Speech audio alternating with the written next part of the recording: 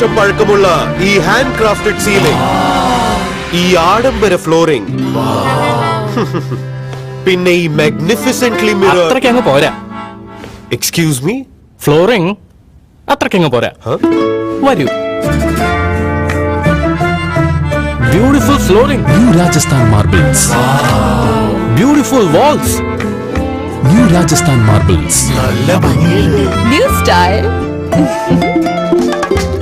കേരളം കണ്ടതിൽ വെച്ച് ഏറ്റവും വലിയ marble, granite and vitrified tile showroom new Rajasthan marbles. ഈ സൂചനാധരണയിൽ പങ്കെടുക്കുന്നവരെ സ്വാഗതം ചെയ്യുന്നതിലേക്ക് വേണ്ടി ഹിന്ദു ഐക്യവേദിയുടെ തിരുവനന്തപുരം ജില്ലാ ജനറൽ സെക്രട്ടറി ശ്രീ വഴയില ഉണ്ണിയെ ക്ഷണിച്ചുകൊള്ളുന്നു.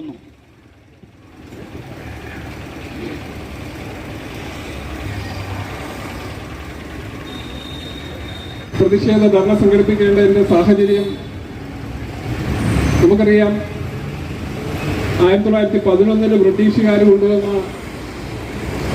ഒരു നിയമത്തിന്റെ ഭാഗമായിട്ട് ഹൈന്ദവ ക്ഷേത്രങ്ങളെല്ലാം ഒരു ബോർഡിന്റെ കീഴിൽ കൊണ്ടുവരികയും അതിന്റെ ഭാഗമായി തിരുവിതാംകൂർ ദേവസ്വം ബോർഡും കൊച്ചിൻ ദേവസ്വം, മലബാർ ദേവസ്വം, ഗുരുവായൂർ ദേവസ്വം, ഈ തലത്തിലേക്ക് ഹൈന്ദവ ക്ഷേത്രങ്ങളെല്ലാം ഇന്നൊരു ബോർഡിന്റെ കീഴിലാണ്. ആ തിരുവിതാംകൂർ ദേവസ്വത്തിന്റെ കീഴിൽ വരുന്ന 1300ഓളം ക്ഷേത്രങ്ങൾ, ആ 1300ഓളം ക്ഷേത്രങ്ങളുടെ ഭരണം നടത്തുന്നത് തിരുവിതാംകൂർ ദേവസ്വത്തിന്റെ ഭാഗമായിട്ടാണ്. ആ തിരുവിതാംകൂർ ദേവസ്വത്തിന് തിരഞ്ഞെടുക്കപ്പെടുന്ന, നിയമസഭയിലേക്ക് തിരഞ്ഞെടുക്കപ്പെടുന്ന ഹിന്ദു നാമധാരികളായ MLA-മാരാണ് ഈ ദേവസ്വത്തിന്റെ ഭരണസമിതിയെ തിരഞ്ഞെടുക്കുന്നത്. ക്ഷേത്രവിശ്വാസികൾ പോലും അല്ലാത്ത ആ ക്ഷേത്രത്തിന് മുന്നിൽ പോയി തീർത്ഥം നൽകി കഴിഞ്ഞാൽ ആ തീർത്ഥം തറയിലേക്ക് ഒഴിക്കുന്ന, ആ ക്ഷേത്രത്തിലെ നൽകുന്ന ഒരു പ്രസാദമായ ചന്ദനം പോലും നെറ്റിയിൽ ഇടാൻ തയ്യാറാകാത്ത വിശ്വാസികളല്ലാത്തവരാണ് ഇന്ന് ഹൈന്ദവ ക്ഷേത്രങ്ങളുടെ തിരുവിതാംകൂർ ദേവസ്വം ഭരിക്കുന്നത്.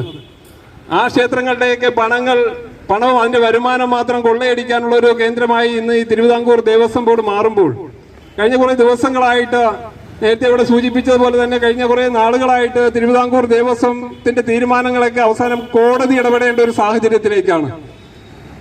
പല കാര്യങ്ങൾ വരുന്ന സമയത്തും അത് കോടതിയുടെ നടപടിയിലേക്ക് വരുന്ന സമയത്ത് അവിടെയൊക്കെ തീരുമാനങ്ങളൊക്കെ എടുക്കേണ്ട ഹൈന്ദവ വിശ്വാസികളുടെ ആരാധനാ കേന്ദ്രമായ ശബരിമലയിലേക്ക് തീരുമാനം നടപ്പിലാക്കാൻ കോടതിയുടെ ശക്തമായ ഇടപെടൽ വരേണ്ട ഒരു സാഹചര്യമാണ് ഇവിടെ ഉള്ളത്. തിരുവിതാംകൂർ ദേവസ്വവുമായി ബന്ധപ്പെട്ടുകൊണ്ട് നടക്കുന്ന കാര്യങ്ങൾ ബഹുമാനപ്പെട്ട ഹൈക്കോടതിയുടെ ദേവസ്വം ബെഞ്ചുണ്ട്. ആ ദേവസ്വം ബെഞ്ചാണ് ഈ തിരുവിതാംകൂർ നമ്മുടെ ശബരിമലയുമായി ബന്ധപ്പെട്ടുള്ള കാര്യങ്ങൾക്ക് തീരുമാനം എടുക്കുന്നത്. നമ്മളിപ്പോൾ കഴിഞ്ഞ ദിവസം ഇന്ന് ഈ പ്രതിഷേധം ഇവിടെ സംഘടിപ്പിക്കേണ്ടതിന്റെ ഒരു പ്രധാന ഘടകം എന്ന് പറയുന്നത് ഒട്ടനവധി വിഷയങ്ങളുണ്ട്. ഈ ശബരിമല കേന്ദ്രീകരിച്ചുകൊണ്ടും തിരുവിതാംകൂർ ദേവസ്വം ബോർഡ് കേന്ദ്രീകരിച്ചുകൊണ്ട് ഒട്ടനവധി വിഷയങ്ങൾ നിൽക്കുമ്പോൾ അതിൽ പ്രധാനമായ 1-2 വിഷയങ്ങൾ നമുക്കറിയാം. ഇന്നത്തെ മാധ്യമങ്ങളിലും ഇന്നലത്തെ മാധ്യമങ്ങളിലും വളരെയേറെ ചർച്ച ചെയ്യപ്പെട്ട ഒരു വിഷയമാണ്. തിരുവിതാംകൂർ നമ്മുടെ 41 ദിവസം വ്രതമെടുത്തുകൊണ്ട് കല്ലും മുള്ളും നിറഞ്ഞ പാതയിലൂടെ 18 പടികൾ ചവിട്ടിക്കൊണ്ട് തത്വമസി ദർശിക്കുന്ന ഒന്നല്ല നൂറല്ല ആയിരക്കണക്കിന് ലക്ഷക്കണക്കിന് അയ്യപ്പ വിശ്വാസികളുടെ ആരാധനാ കേന്ദ്രമായ ശബരിമലയിലേക്ക് നാം ദർശനം നടത്തുമ്പോൾ ആ ശ്രീകോവിലിന് മുന്നിൽ നിർത്തിയിരിക്കുന്ന ദ്വാരപാലകര്, ആ ദ്വാരപാലകരുമായി ബന്ധപ്പെട്ടുകൊണ്ടുള്ള ഒരു വിവാദമാണ് ഇന്ന് മാധ്യമങ്ങളിലൂടെയും കോടതിയിൽ കയറുന്ന ഒരു സാഹചര്യമാണ്. ക്ഷേത്രത്തിന്റെ വിധി പ്രകാരം നടപ്പിലാക്കേണ്ട കാര്യങ്ങൾ അത് കോടതിയുടെ ഒരു അനുമതി പോലും ഇല്ലാതെ ആ ദ്വാരപാലകരെ സ്വർണം പൂശിയ ആ സ്വർണം പൂശിയ പാളികള് ചെന്നൈയിലേക്ക് കടത്തുകയാണ്. അവിടെ കോടതിയുടെ ഒരു നിരീക്ഷണം പോലുമില്ലാതെ, കോടതിയുടെ ഒരു അനുമതി പോലുമില്ലാതെ തിരുവിതാംകൂർ ദേവസ്വം ബോർഡ് പ്രസിഡന്റ് ഏത് കാര്യത്തിലും അദ്ദേഹത്തിൻ്റെതായ ചില തീരുമാനമുണ്ട്. അദ്ദേഹം ഒരു ബിനാമിയാണ്. വിശ്വാസികൾ പോലും അല്ലാത്ത ഇവിടുത്തെ കേരളം ഭരിക്കുന്ന, കഴിഞ്ഞ 10 വർഷമായി കേരളം ഭരിക്കുന്ന ആ കമ്മ്യൂണിസ്റ്റ് പാർട്ടിക്ക് നേതൃത്വം നൽകുന്ന, പിണറായി വിജയന് നേതൃത്വം നൽകുന്ന മുഖ്യമന്ത്രിയുടെ ഒരു ബിനാമിയാണ് പ്രശാന്ത് എന്ന് പറയുന്ന തിരുവിതാംകൂർ ദേവസ്വം ബോർഡിലെ പ്രസിഡന്റ്. നമുക്കറിയാം, കഴിഞ്ഞ പ്രാവശ്യം അദ്ദേഹം നെടുമങ്ങാട് നിയോജക മണ്ഡലത്തിലെ നിയമസഭാ നെടുമങ്ങാട് മണ്ഡലത്തിലെ കോൺഗ്രസിന്റെ സ്ഥാനാർത്ഥിയായി മത്സരിച്ചു. അതിൽ പരാജയപ്പെട്ടു. ആ പരാജയപ്പെടുന്ന സമയത്ത് ഒരു ഓഫർ നൽകിക്കൊണ്ടാണ് പ്രശാന്തിനെ തിരുവിതാംകൂർ ദേവസ്വം ബോർഡ് പ്രസിഡന്റ് ആക്കാമെന്ന് പറഞ്ഞുകൊണ്ട് ഓഫർ നൽകിക്കൊണ്ട് അദ്ദേഹം കോൺഗ്രസുകാരെയൊക്കെ തള്ളിപ്പറഞ്ഞുകൊണ്ട് അദ്ദേഹം കമ്മ്യൂണിസ്റ്റ് പാർട്ടിയിലേക്ക് വരുന്നത്. ആ കമ്മ്യൂണിസ്റ്റ് പാർട്ടിയിൽ വന്നതിന് ശേഷമാണ് അദ്ദേഹത്തിന് തിരുവിതാംകൂർ ദേവസ്വം ബോർഡ് പ്രസിഡന്റ് സ്ഥാനം നൽകുന്നത്. നമുക്കറിയാം, മുൻകാലങ്ങളിലെ തിരുവിതാംകൂർ ദേവസ്വം ബോർഡിന്റെ പ്രസിഡന്റ് സ്ഥാനം 3 വർഷമായിരുന്നു. 2018 ശേഷം 18 സമയത്ത് ആ 3 വർഷം എന്ന് പറയുന്നത് 2 വർഷമായി കുറച്ചു. ആ 2 വർഷമായി കുറച്ചതിന് ശേഷം ക്ഷേത്രങ്ങളിലെ കാര്യങ്ങളിലേക്ക് പോലും ഒരു കാര്യങ്ങളെക്കുറിച്ചൊരു കാഴ്ചപ്പാട് പോലും ഇല്ലാത്തവരാണ് തിരുവിതാംകൂർ ദേവസ്വം ഭരിക്കുന്നത്. എല്ലാ ദിവസവും തിരുവിതാംകൂർ ദേവസ്വത്തിന്റെ ശബരിമലയും കോടതിയുമായി ബന്ധപ്പെട്ടുള്ള കേസുകളാണ് പുറത്തു വരുന്നത്. ആ കോടതിയുമായി ബന്ധപ്പെട്ടുകൊണ്ട് ശബരിമലയുമായി ബന്ധപ്പെട്ടുകൊണ്ട് നമുക്കറിയാം ഈ ക്ഷേത്രവുമായി ബന്ധപ്പെട്ട് ചില കാര്യങ്ങൾ നിങ്ങളുടെ മുന്നിൽ സൂചിപ്പിച്ചുകൊണ്ട് ഞാൻ എൻ്റെ സ്വാഗതത്തിലേക്ക് ഞാൻ വരാം.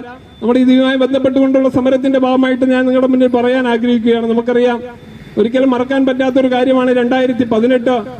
ആ 2018 41 ദിവസം വ്രതം എടുത്തുകൊണ്ട് കല്ലും മുള്ളും നിറഞ്ഞ പാതയിലൂടെ 18 പടികൾ ചവിട്ടിക്കൊണ്ട് തത്വമസി ദർശിക്കുന്ന ശബരിമല സ്വാമിയെ ശരണമയ്യപ്പ എന്നുള്ള മന്ത്രമിലൂടെ ആ ശബരിമലയിലേക്ക് ഒരു സുപ്രീം കോടതിയുടെ ഒരു ഉത്തരവിന്റെ പേര് പറഞ്ഞുകൊണ്ട് ആ ഉത്തരവ് നടപ്പിലാക്കാൻ യുദ്ധകാലാടിസ്ഥാനത്തിലോ ആ ഉത്തരവ് നടപ്പിലാക്കുവാൻ വേണ്ടിയിട്ട് മുന്നോട്ട് വന്നത് കേരളത്തിന്റെ പിണറായി വിജയൻ സർക്കാരാണ്. ആ പിണറായി വിജയൻ സർക്കാർ പറഞ്ഞ് ഞങ്ങൾ കോടതി വിധി ഉത്തരവ് നടപ്പിലാക്കുമെന്ന് പറഞ്ഞുകൊണ്ട് ആ ശബരിമലയിലേക്ക് വിശ്വാസികളുടെ നൂറ്റാണ്ടുകൾ പഴക്കമുള്ള ആ ക്ഷേത്രത്തിലെ ആചാര ലംഘനം നടത്തുവാൻ ഇവിടുത്തെ ഭരണ സംവിധാനം തയ്യാറായി എന്നുള്ളതാണ്.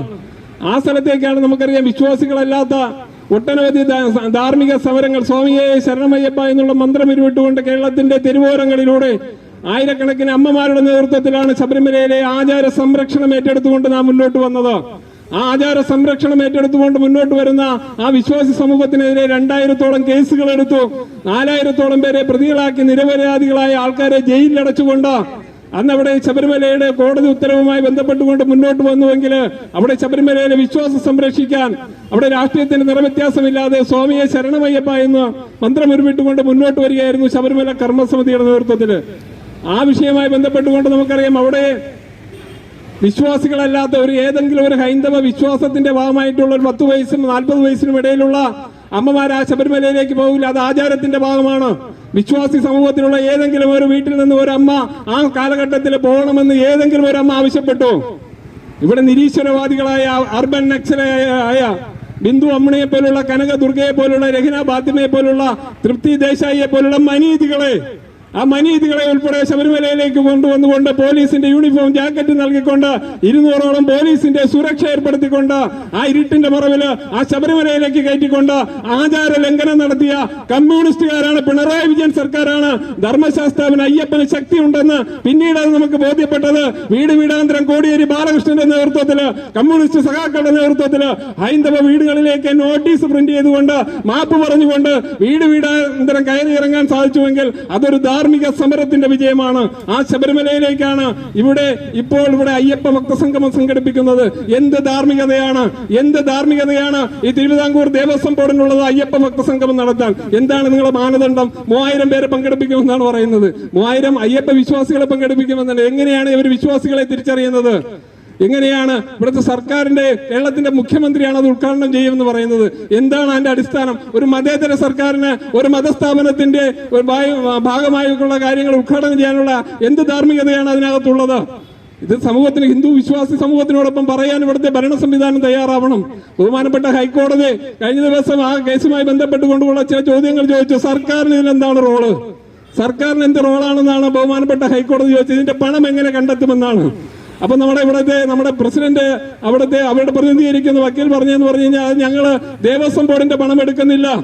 സർക്കാർ പറയുന്നു സർക്കാരിന്റെ പണം എടുക്കുന്നില്ല. പിന്നെ ആരുടെ പണമാണ്? അവിടെ ചെലവെന്ന് പറയുന്നത് 4 കോടി രൂപ ചെലവാകുമെന്നാണ് പറയുന്നത്. ഈ 20-ാം തീയതി നടക്കുന്ന അയ്യപ്പ സംഗമത്തിന് 4000 കോടി രൂപ ചെലവഴിക്കുന്നുവെങ്കിൽ ആ 4000 കോടി രൂപ കണ്ടെത്തുന്നത് ആരിൽ നിന്നാണ്? അപ്പോൾ അയ്യപ്പന്റെ പേരിലല്ലാതെ പിന്നെ നിങ്ങൾ എവിടെ നിന്നാണ് പണം കണ്ടെത്തുന്നത്?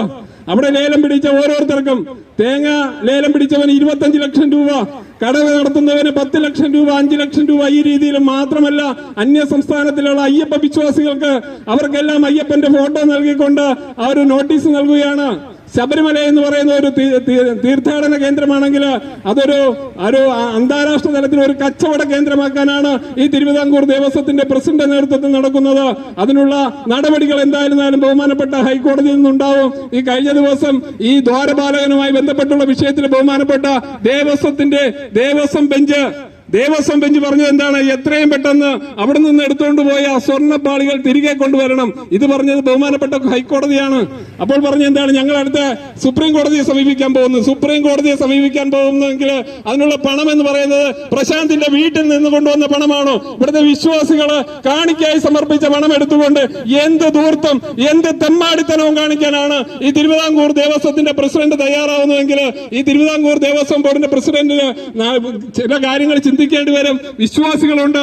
ആ വിശ്വാസി സമൂഹം ഈ ജനാധിപത്യ രീതിയിൽ നിങ്ങളെ പ്രതിരോധിച്ചുകൊണ്ട് ഇവിടെ കാര്യങ്ങൾ നടപ്പിലാക്കുവാൻ വിശ്വാസി സമൂഹം ഉണ്ടാവും എന്നൊരു സന്ദേശമാണ് നൽകുന്നത്. ഈ തിരുവിതാംകൂർ ദേവസ്വം ബോർഡിനെതിരെ നടപടികൾ എടുത്തുകൊണ്ട് ക്ഷേത്രഭരണം ക്ഷേത്ര വിശ്വാസികൾക്ക് വിട്ടു നൽകണമെന്ന് ആവശ്യപ്പെട്ടുകൊണ്ടാണ് ഹിന്ദു ഐക്യവേദിയുടെ നേതൃത്വത്തിൽ ഈ ഒരു പ്രതിഷേധം സംഘടിപ്പിക്കുന്നത്. ഈ പ്രതിഷേധം ഇവിടെ ഉദ്ഘാടനം ചെയ്യുന്നത് ഹിന്ദു ഐക്യവേദിയുടെ തിരുവനന്തപുരം ജില്ലാ പ്രസിഡന്റ് ശ്രീ കസ്തൂരി അനിരുദ്ധനാണ്. അദ്ദേഹത്തെ ഈ പരിപാടിയിലേക്ക് ഹാർദവമായി സ്വാഗതം ചെയ്തുകൊള്ളുന്നു. അതോടൊപ്പം തന്നെ ഈ പരിപാടിയിൽ ആശംസകൾ അർപ്പിച്ചുകൊണ്ട് ശ്രീ ജയകുമാർ KVS സംസ്ഥാന സെക്രട്ടറി അദ്ദേഹത്തെ ഈ പരിപാടിയിലേക്ക് സ്വാഗതം ചെയ്യുന്നു. അതോടൊപ്പം തന്നെ അയ്യപ്പ സേവാ സമാജം സംസ്ഥാന സെക്രട്ടറി അഡ്വക്കേറ്റ് ഗീത അയ്യപ്പ സേവാ സമാജം സംസ്ഥാന സെക്രട്ടറിയാണ്. അദ്ദേഹത്തെയും സ്വാഗതം ചെയ്യുന്നു. ഹിന്ദു ഐക്യവേദിയുടെ സംസ്ഥാന സെക്രട്ടറി ശ്രീ സന്ദീപ് തമ്പാനൂര് അദ്ദേഹത്തെ സ്വാഗതം ചെയ്തുകൊള്ളുന്നു. ഹിന്ദു ഐക്യവേദിയുടെ സംസ്ഥാന സെക്രട്ടറി ശ്രീ K പ്രഭാകരൻ അദ്ദേഹത്തെ സ്വാഗതം ചെയ്തുകൊള്ളുന്നു. അതോടൊപ്പം തന്നെ നമ്മുടെ ഇന്ന് ഈ പരിപാടിയിൽ പങ്കെടുക്കുന്ന ഹിന്ദു ഐക്യവേദിയുടെ തിരുവനന്തപുരം ജില്ലാ വർക്കിംഗ് പ്രസിഡന്റ് ശ്രീ കൃഷ്ണകുമാർജി അദ്ദേഹത്തെ ഈ പരിപാടിയിലേക്ക് സ്വാഗതം ചെയ്തുകൊള്ളുന്നു. അതോടൊപ്പം തന്നെ നമ്മുടെ ഇന്ന് ഈ ക്ഷണം സ്വീകരിച്ച് ഇവിടെ എത്തിയ മുഴുവൻ ഹൈന്ദവ വിശ്വാസികളെയും ധർമ്മശാസ്താവിന്റെ പേരിൽ ഒരിക്കൽ കൂടി സ്വാഗതം ചെയ്തുകൊണ്ട് ഇതൊരു സൂചനാ സമരമാണ്. ഈ സമരത്തിന് നേതൃത്വം നൽകിക്കൊണ്ട് ഒട്ടനവധി സമരങ്ങൾ നാം ഇവിടെ നടത്തിയതാണ്. ഈ സ്ഥലത്തേക്ക് രാത്രി ശബരിമലയിലെ വിശ്വാസ സംരക്ഷണവുമായി ബന്ധപ്പെട്ടുകൊണ്ട് അവിടെ കനകദുർഗയും ബിന്ദു അമ്മണിയും കയറ്റുന്ന അതേ സമയത്ത് ഈ കേരളത്തിന്റെ ഭരണസിരാ കേന്ദ്രത്തിലെ കേരളത്തിന്റെ മുഖ്യമന്ത്രിയുടെ ക്ലിപ്പ് ഹൗസിലേക്ക് രാത്രി 1:30 മണിക്ക് ഇവിടെ നൂറുകണക്കിന് അയ്യപ്പ വിശ്വാസികളെ സംഘടിപ്പിച്ചുകൊണ്ട് ഈ തിരുവിതാംകൂർ ദേവസ്വം ആസ്ഥാനത്തിന് മുന്നിൽ പ്രതിഷേധം സംഘടിപ്പിക്കാൻ കഴിയുമെങ്കിൽ ഇതൊരു താക്കീതാണ്. ഈ തിരുവിതാംകൂർ ദേവസ്വം ബോർഡിന്റെ പ്രസിഡന്റ് നേതൃത്വത്തിൽ നടക്കുന്ന ഈ ആചാര ലംഘനത്തിനും ഈ ശബരിമലയെ കൊള്ളയടിക്കാനുള്ള ഗൂഢാലോചനയും മതിയാക്കിക്കൊണ്ട് വിശ്വാസി സമൂഹത്തിനോടൊപ്പം സമൂഹത്തിന് മാപ്പ് പറഞ്ഞുകൊണ്ട് തിരുവിതാംകൂർ ദേവസ്വം ബോർഡിനെ പിരിച്ചുവിടണമെന്നും ആ സ്ഥലത്തേക്ക് ഒരു ക്ഷേത്ര വിശ്വാസികൾക്ക് ക്ഷേത്രഭരണം നൽകണമെന്നും ആവശ്യപ്പെട്ടുകൊണ്ടാണ് ഈ പ്രതിഷേധം സംഘടിപ്പിക്കുന്നത്. ഈ പരിപാടിയിൽ പങ്കെടുക്കുന്ന മുഴുവൻ ആൾക്കാരെയും ഒരിക്കൽ കൂടി സ്വാഗതം ആശംസിച്ചുകൊണ്ട് ഞാൻ എന്റെ വാക്കുകൾ നിർത്തുന്നു. നന്ദി, നമസ്കാരം.